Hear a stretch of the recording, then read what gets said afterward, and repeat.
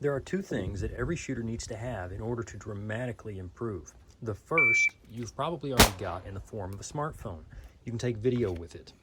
This little device is invaluable in your own self-improvement. Video, I think, is far and away the number one thing you can do in order to self-evaluate.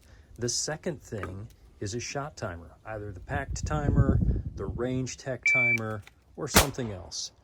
Any of these devices work.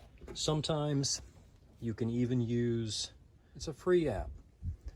And this is pretty good for dry practice inside. It does not do a good job of picking up live fire, and it's especially horrible. It's completely useless if you are indoors. But for dry practice, this is great. Got a lot of settings. Change them up pretty easily. Set your par time.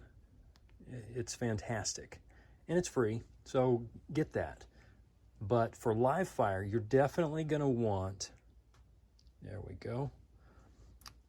You're definitely going to want something, and I'm probably just going to go ahead and tell you up front rather than try to compare these two. This is not so much a comparison because in terms of what I've got, the Pact timer and the Rangetech are the only two external timers I've got.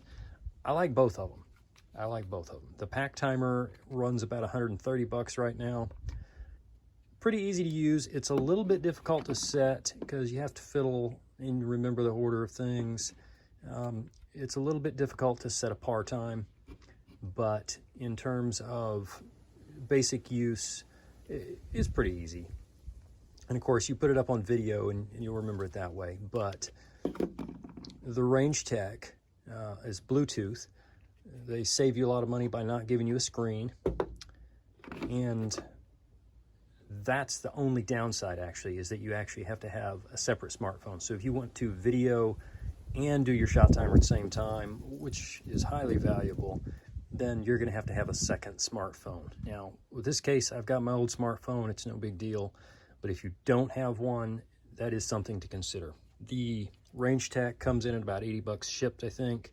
So, you have to decide whether that difference is enough to make it worthwhile.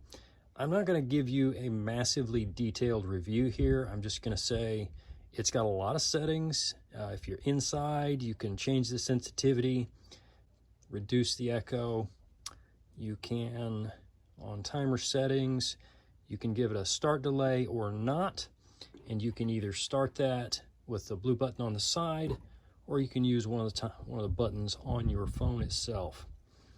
All in all, this is a fantastic little device, and I would recommend it as long as you have a spare smartphone.